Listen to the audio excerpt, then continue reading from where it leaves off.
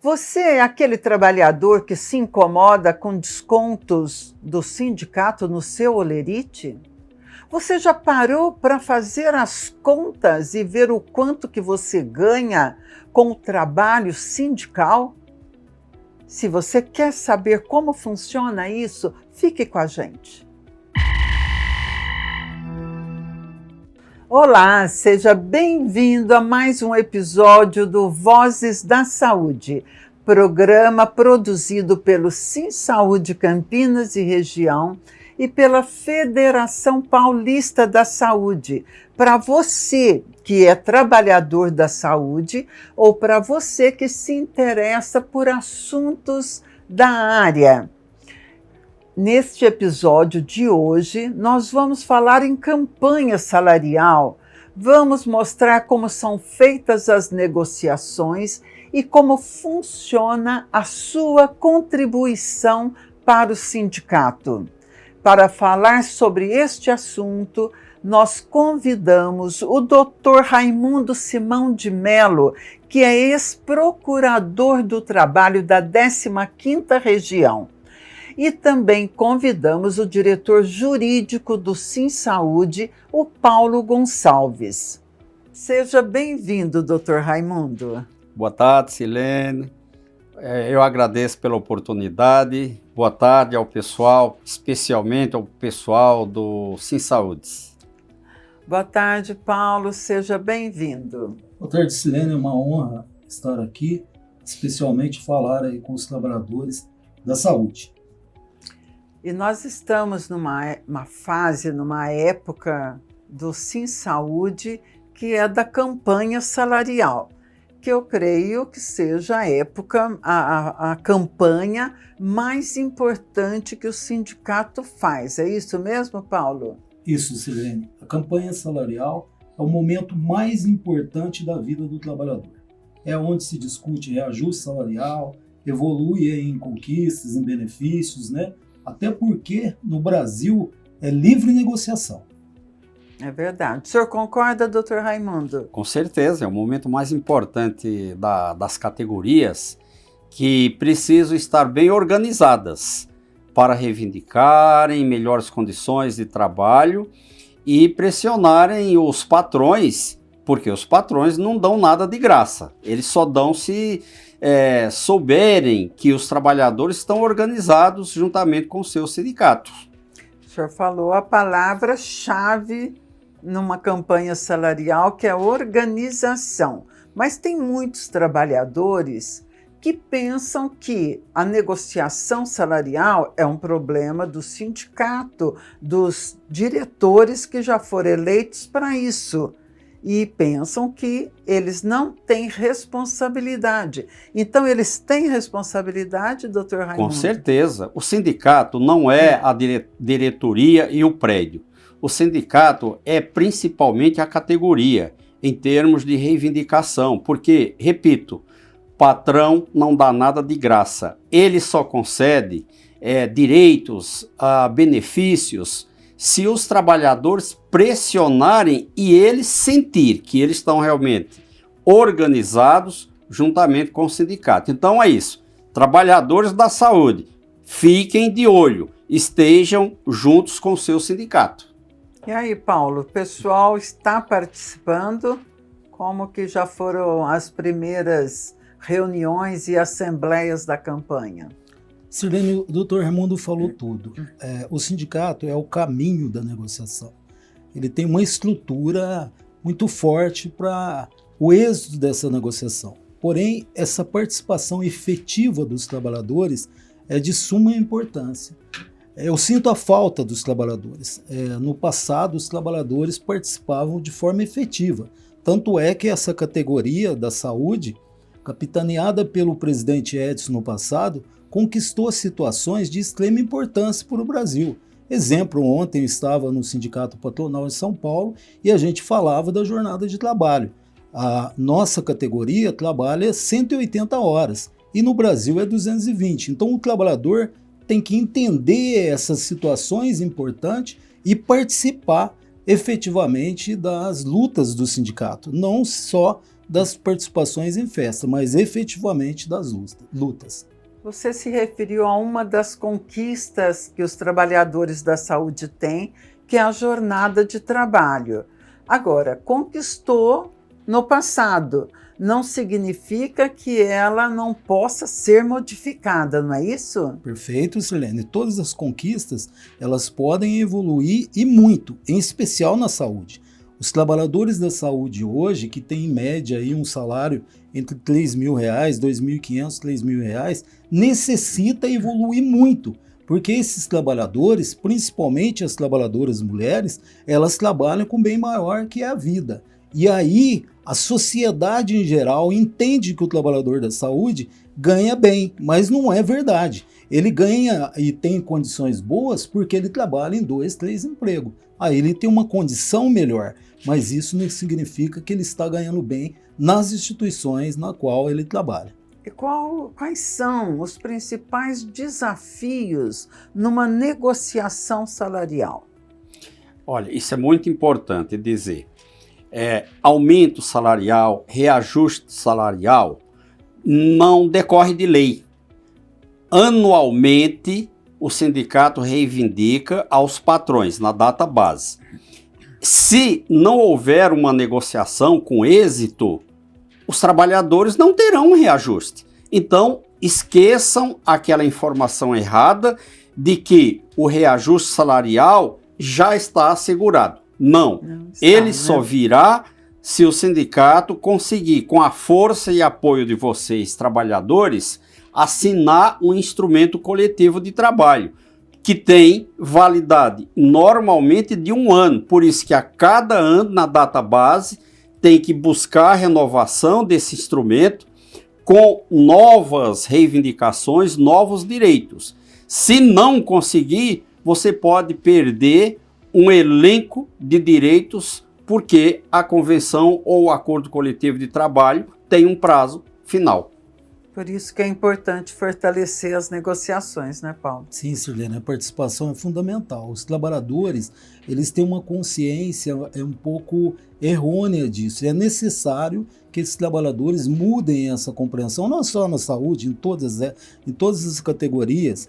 Ele pensa que aquela situação de reajuste salarial, os benefícios, eles são ad eterno, e não são, né? O doutor Raimundo falou muito bem. Na nossa situação, que é da saúde, 31 de maio termina as convenções e acordos coletivos de trabalho.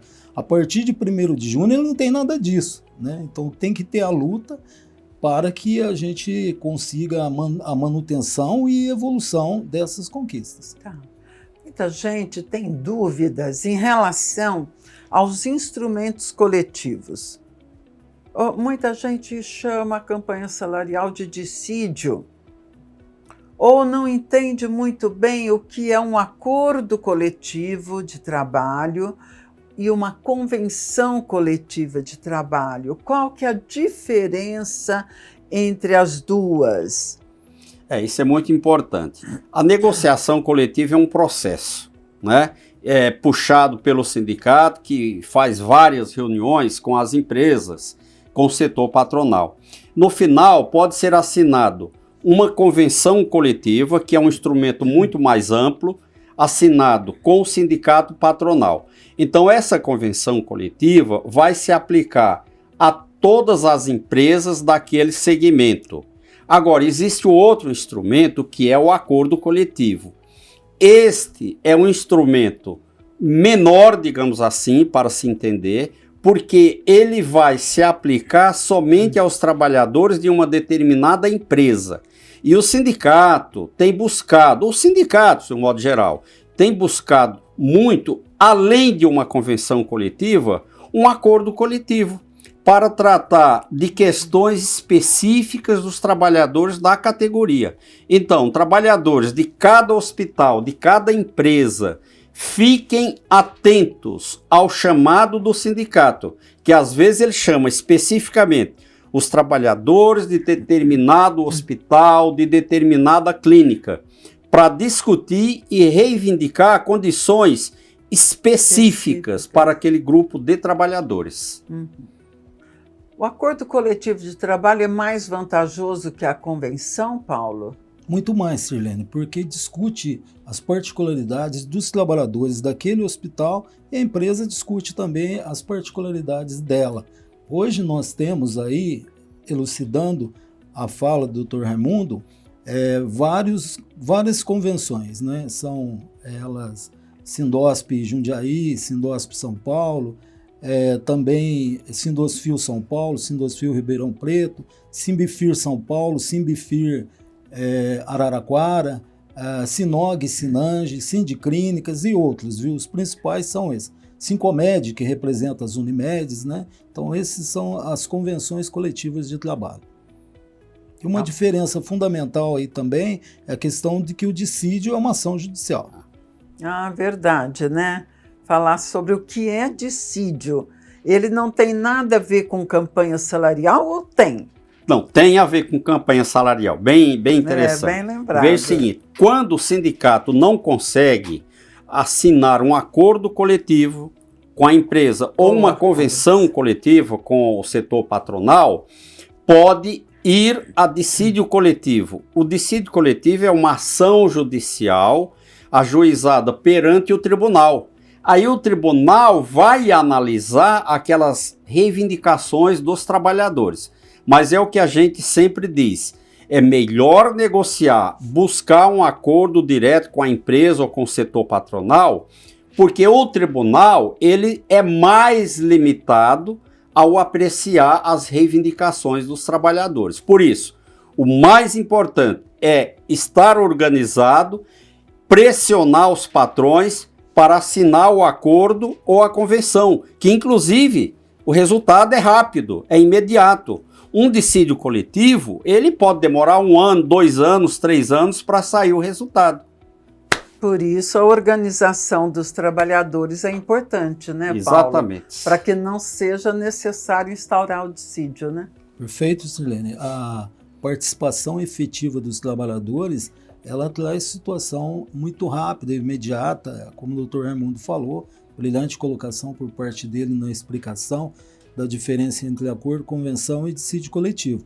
Então é isso, a participação sempre vai ser primordial. Como eu citei antes, eu sinto a falta de uma participação muito grande dos trabalhadores, isso num cenário nacional, né, de participação dos trabalhadores para que você conquiste aí situações melhores. Até porque a categoria de saúde necessita e ela é detentora de uma qualidade fundamental em decorrência do trabalho excessivo que está tendo, pressão psicológica e tudo mais, ela está cometendo um grave erro contra a vida, que é o suicídio. Então ela precisaria valorizar muito a função dela dentro do hospital. Você está numa área aí diferente que não seja hospital, não desmerecendo nenhuma categoria, mas você erra, substitui aquela peça. Na área de saúde você erra, a pessoa falece e você lesa o bem maior que é a vida.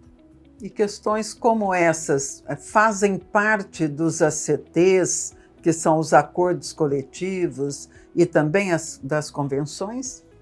Sim, Sirlene, nós temos buscado e a conversa que a gente tem tido aí com os empregadores, também com os sindicatos patronais, é nesse sentido, da questão dos trabalhadores, né, de trabalhar a questão preventiva e também os trabalhadores que estão doentes. É necessário que se trabalhe amplamente essa questão, principalmente a questão da prevenção, e isso faz parte da negociação coletiva deste ano. Quando vocês começam a negociar, vocês entregam uma pauta de reivindicações dos trabalhadores, certo? Essa pauta é constituída por quantos itens? Muito bem, Sirlene.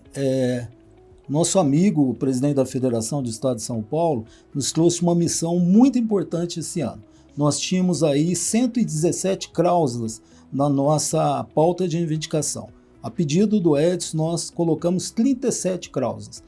36 são pedidos, são solicitações de melhoria e condições de trabalho, reajuste e tudo mais, e a 37, que é a questão da manutenção da Convenção dos Acordos Coletivos de Trabalho, manutenção das cláusulas. Sim, mas essa redução não significa que diminuíram as reivindicações, é que num acordo coletivo, numa convenção, ela também traz muito dos direitos constantes em lei, de forma a relembrar a obrigatoriedade da empresa em cumprir com esses direitos. Não é isso, doutor Raimundo? Sim, é interessante notar essa questão de direitos nas convenções e nos acordos coletivos e direitos na lei, porque os trabalhadores, de um modo geral, acham que está tudo assegurado. Não. Se você perder os direitos de uma convenção coletiva ou de um acordo coletivo, Paulo, como você já colocou, se você perder, você vai ficar trabalhador somente com os direitos da lei. Isso faz uma diferença muito grande. Então, vai ao seu sindicato, pega o acordo coletivo da sua empresa ou a convenção coletiva da categoria e você vai ver, olha quantas cláusulas de direitos existem lá. Repito, se você não se organizar para manter esse instrumento a cada ano e ganhar alguma coisa a mais, que é isso que o sindicato busca, você vai ter um prejuízo muito grande. Como que o Poder Judiciário interpreta os acordos coletivos de trabalho, doutor Raimundo? Bem, o Poder Judiciário, ele interpreta restritamente os acordos, as cláusulas, os acordos e convenções coletivas de trabalho, né?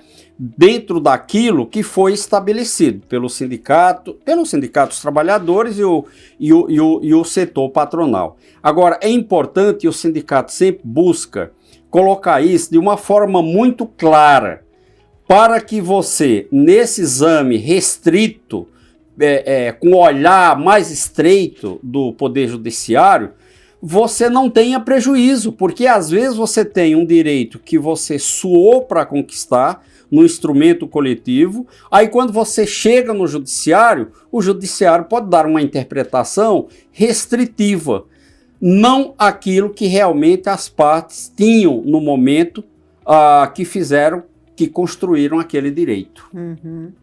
Eu tenho mais uma pergunta em relação a isso. A empresa faz acordo coletivo anualmente. De repente, ela se nega a negociar as condições específicas da empresa e passa a seguir o sindicato patronal da sua área, ou seja, passa a seguir uma convenção coletiva, que muitas vezes tem menos direitos do que o acordo. Como fica essa situação, essa transição de um acordo para a convenção? Então, isso é muito interessante. A convenção, assim para entender, é um guarda-chuva, né?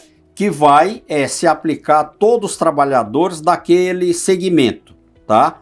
O acordo, ele vem, quando já existe uma convenção, ele vem para agregar mais direitos, como bem colocou o Paulo, levando em conta as particularidades dos trabalhadores daquela empresa. Sim. Então é por isso que é importante que os trabalhadores de cada empresa estejam atentos e junto com o sindicato, porque a empresa não vai conceder um acordo coletivo se eles não estiverem organizados.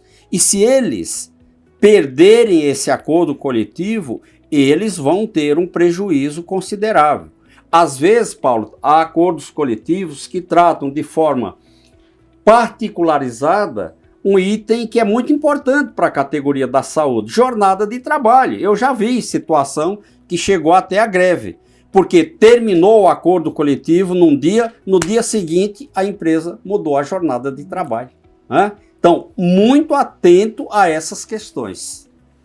Mas quando tem essa alteração de sair de um acordo coletivo e passar para uma convenção, os trabalhadores têm garantido os direitos mais favoráveis ou não?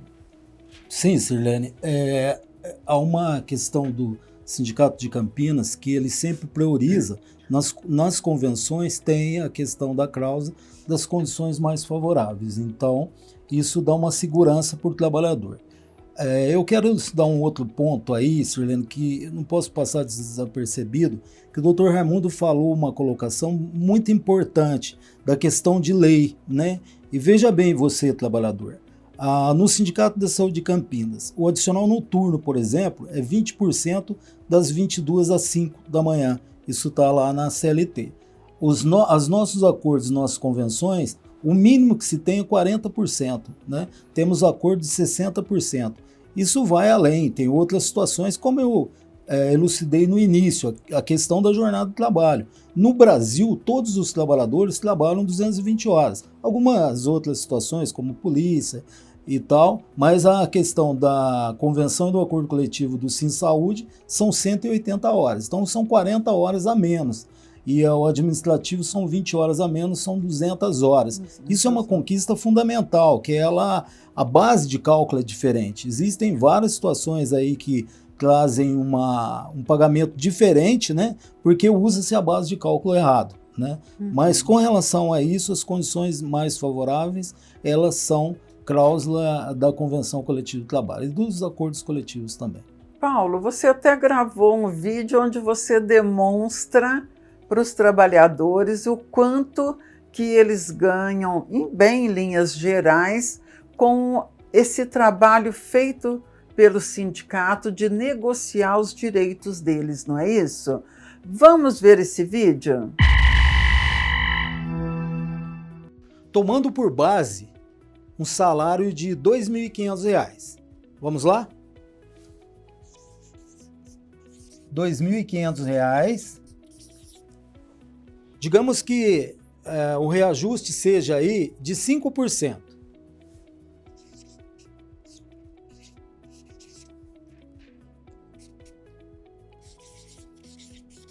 Dá um total mensal de R$ 125, vezes 13, que dá R$ 1.625. Uma questão importante aqui também.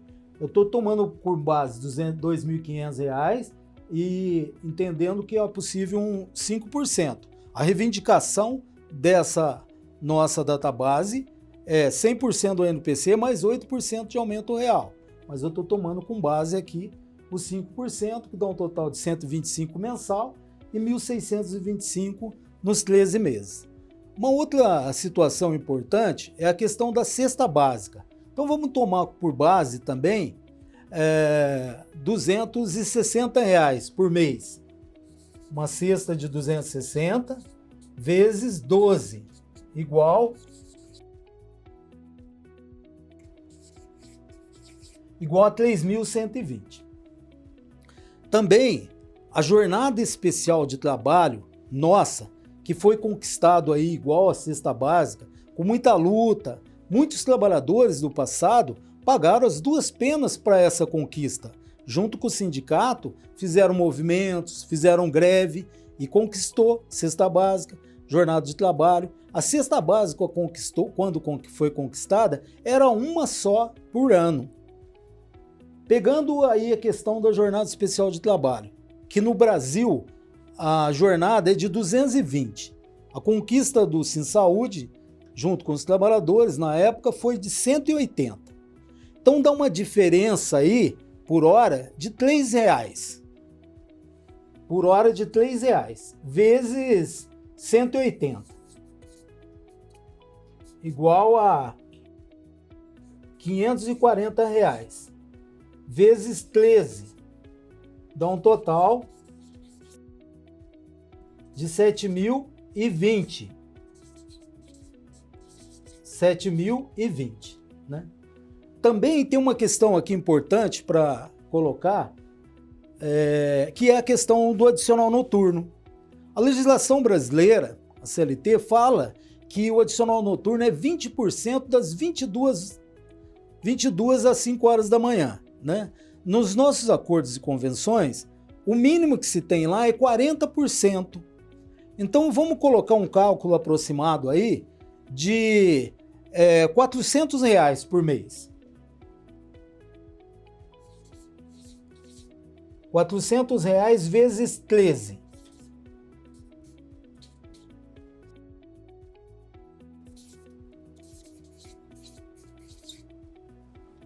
deu esse total de 5.200. Então vamos fazer uma somatória agora. Então lá o 1.625 do reajuste, vamos colocar lá da questão da cesta básica 3.120, mais a jornada especial de trabalho de R$540, vezes 13 dá 7.020, mais a questão do adicional noturno, que dá 5.200.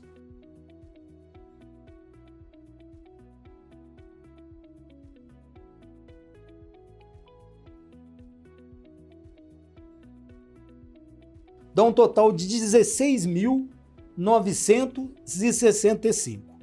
Isso é o que você vai ter aí com a luta que o sindicato tem feito. Ela tem sido uma luta um pouco meio solitária, porque os trabalhadores eles não estão fazendo o papel deles, que é a participação. Você imagina você participando dessa luta aqui, aonde a gente pode chegar? É aonde eu quero, aonde a diretoria do sindicato quer que você chegue, quer que você seja valorizado, que você tenha um único emprego, que você tenha condição de lazer boa, tenha condição de alimentação boa. É isso que nós buscamos. Então, nessa busca que o sindicato está tendo hoje, de forma, eu digo, solitária, as duras penas, negociando com o sindicato patronal, levando às vezes para o TRT-15, para discussão, e fazendo várias frentes nesse sentido, nós temos esse valor aqui, R$16.965. Isso com as questões básicas aqui, viu? Tem muito mais cláusula que também pode dar um valor até muito maior do que isso. Em alguns casos, por exemplo, você tem plano de saúde, em alguns casos você tem participação de lucro. Existem essas situações dentro da nossa representação. Ótimo. Agora eu vou falar para você o que você contribui para o sindicato, né? Também tomando por base os R$2.500 e com uma contribuição assistencial de 6%. Ela é 6% na sua totalidade, mas nós dividimos ela em 3 vezes, 3 de 2%. Vai dar um total aí de 6. Então, R$2.500 vezes 6% dá aí R$150 por ano. Isso é por ano, viu, trabalhador? Por ano. E uma mensalidade aí em Campinas é de R$49, que dá um total aqui de R$588. Em Campinas é 49, mas tem mensalidade um pouco menor em decorrência aí da área de lazer. Então dá um total aqui de 150 da assistencial mais 588.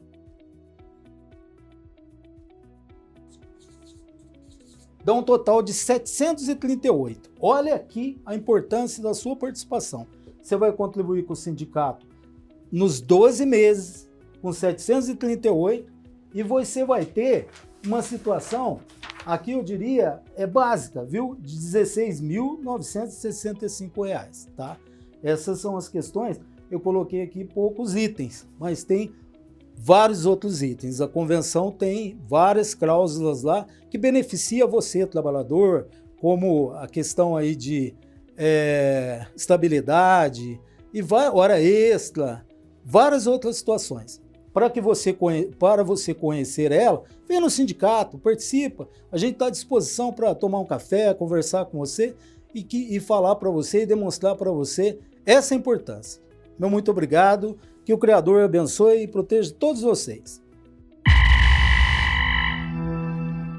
Paulo, você demonstrou bem, não é verdade, Dr. Raimundo, as vantagens, algumas vantagens que os trabalhadores têm com o trabalho sindical.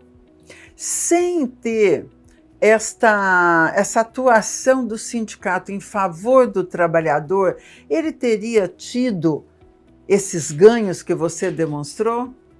Não, de forma alguma, Sirlene, né? A questão do sindicato nessa história é de suma importância, né? No Brasil, como eu já disse, é livre negociação E aí você tem toda uma estrutura que faz parte do acordo da convenção, né? Hoje, a contribuição assistencial dá 6% dividido em 3 de 2 no ano, dá R$150. Mas uma mensalidade de Campinas de 49 vai dar 638 a somatória no ano que você contribui para o sindicato. Porém, você tem a questão de reajuste salarial, você tem a questão de cesta básica, jornada de trabalho, a questão do 12 de maio, a questão do plano de saúde, várias outras situações que na somatória dá muito mais de R$12 mil. Então o trabalhador com o sindicato, numa base de cálculo de R$2.500, ele tem um ganho de mais de R$12 mil por ano. E ele paga R$738. Isso fora as atividades sociais que o sindicato oferece, fora as atividades de lazer, não é, doutor Raimundo? Se for somar tudo, é muito mais, né? Não, olha, é importante dizer isso. O sindicato é um prestador de serviço. Para quem que ele presta serviço? Para a categoria. É uma enormidade a quantidade de serviços que o sindicato presta para a categoria. Aqueles serviços assistenciais, mas aqui vamos focar a questão da database, a questão das negociações coletivas, a questão da atuação que é diuturna do sindicato. Diuturnamente ele está trabalhando atrás de benefícios para a categoria. Isso, meus amigos, tem um custo. Ninguém faz nada de graça. Ninguém dá dinheiro para o sindicato. O Estado, a União, não dá dinheiro para o sindicato. O dinheiro que o sindicato precisa para bancar toda essa luta em benefício da categoria, em benefício de você, trabalhador da saúde, só pode sair de um bolso. É do bolso do trabalhador. Claro, com razoabilidade, é que, por exemplo, o SimSaúde faz aqui em Campinas, discute nas assembleias, apresenta a necessidade. Sem esse dinheiro, o sindicato não vai conseguir obter convenções coletivas e tantos outros direitos para você, trabalhador. Então, tenha essa consciência. É o dinheiro mais bem pago que você está utilizando, é você contribuindo para a luta do seu sindicato. Mas aqueles que são resistentes, Paulo, que não gostam, não querem saber, já existe alguma norma que permita que as conquistas dos sindicatos sejam direcionadas apenas aos associados? Não, Sirlene, não existe nesse momento. E, lamentavelmente, essa pessoa que é resistente, ela não conhece essa história. Ela não participou de movimento na porta do hospital, ela não participou de uma conquista de uma cesta básica, ela acha que tudo que tem advindo aí de mão beijada por parte do empregador, né? Nós temos capital internacional e nacional investido na área de saúde hoje que são literalmente resistentes. E esses grupos têm os seus defensores. E os seus defensores são advogados renomados, advogados que têm condição de discussão ampla com a categoria dos trabalhadores. E aí, como bem disse o doutor Raimundo, que tem um conhecimento amplo disso, né? Você tem que ter pessoas gabaritadas para ter esse afrontamento. E para você ter pessoas gabaritadas para o afrontamento, você tem que ter condição financeira. Se você não tiver, eu, doutor Raimundo e a Sirlene, podemos ser os melhores negociadores do planeta Terra. Para nós ir lá em Dracena negociar, nós temos que ter veículo para ir, combustível para ir e alimentação para ir. Então o trabalhador tem que ter essa consciência que para ele ter um sindicato forte, ele tem que financiar um sindicato forte. Ter um sindicato fraco não vai resolver nada para ele. Qual que é a viabilidade, doutor Raimundo, o senhor como jurista, de ser criada um imposto negocial, uma contribuição negocial, porque já que todos os benefícios revertem para todos, é justo que o sindicato tenha parte tenha o retorno disso. Qual que é a sua avaliação? Olha, esse é um ponto muito importante. Em primeiro, chamar a atenção para aqueles trabalhadores que, entre aspas, não gostam de contribuir para o seu sindicato. Você precisa ser solidário com seus companheiros de trabalho, porque é no mínimo injusto que um trabalhador pague para o sindicato e outro trabalhador se recuse a pagar para o seu sindicato e os dois recebam os mesmos direitos. Agora eu volto à sua pergunta. Em alguns países, como é que funciona? O sindicato, como o Paulo sabe muito bem disso, o sindicato negocia e obtém direitos somente para os associados e aqueles que contribuem para o sindicato. Uhum. Quem não contribui para o sindicato não recebe, é uma opção dele, mas ele sabe, não vou contribuir, não vou receber os benefícios. O Brasil caminhará para essa solução. Eu não tenho dúvida, Paulo, mais cedo ou mais tarde, o Brasil vai caminhar para isso. Os benefícios conquistados pelo sindicato serão aplicados àqueles trabalhadores que contribuírem para o sindicato. Porque, repito, depois que acabou a contribuição sindical, que era compulsória, era obrigatória, o sindicato não tem outro dinheiro a não ser aquele da arrecadação, da contribuição, da negociação coletiva, chamado de contribuição assistencial ou outro nome, que vem exatamente junto com os reajustes e outros direitos conquistados na convenção ou no acordo coletivo de trabalho. A gente observa que existe um desmonte do movimento sindical, e não é só do movimento sindical, consequentemente, dos direitos trabalhistas. E isso é aprovado pelos deputados que são eleitos por nós, pelo povo, pelos senadores, pelos políticos que nós próprios elegemos. Não é isso, doutor Raimundo? Isso é muito grave, porque é um desmonte, Silene. Não é só no Brasil, é geral, é no mundo inteiro. Tudo se faz contra os sindicatos, contra a atuação do sindicato. Tudo se faz para desacreditar a instituição sindical. Tudo se faz buscando o quê? Reduzir os direitos dos trabalhadores, retirar direitos dos trabalhadores. E o apoio que a gente tem para os trabalhadores, onde é que está, meus amigos? Nos sindicatos. Porque um Congresso Nacional que nós temos hoje, uma bancada majoritariamente contra qualquer direito a favor dos trabalhadores. O que eles querem mesmo, a maioria tem as exceções, mas a votação no Congresso é por maioria. A maioria é contra os direitos dos trabalhadores. Então, se você não se agarrar ao seu sindicato, não se juntar ao seu sindicato, você não tem muito para onde correr, meu amigo. Você concorda, Paulo? Plenamente. A questão ela é muito óbvia, né? Existem duas situações. Existe o capital e o trabalho. E o capital, por óbvio, que ele vai querer crescer cada vez mais. E ele cresce aonde? Acabando com os direitos dos trabalhadores, precarizando. Quanto mais ele precarizar, mais dinheiro ele vai ter. Né? Hoje você tem, por exemplo, o capital dentro do nosso país. Você tem um capital internacional, ou mesmo nacional, que os investidores ficam lá na Inglaterra, na França e tal, ele está através de ação. Ele tem ação, ele é acionista, então ele quer que os trabalhadores recebam cada vez menos para que a ação dele cresça cada vez mais. E por óbvio, os trabalhadores têm que compreender essa questão, esse cenário. Né? Ele tem que entender, primeiramente, o trabalhador tem que se valorizar, principalmente os trabalhadores da saúde.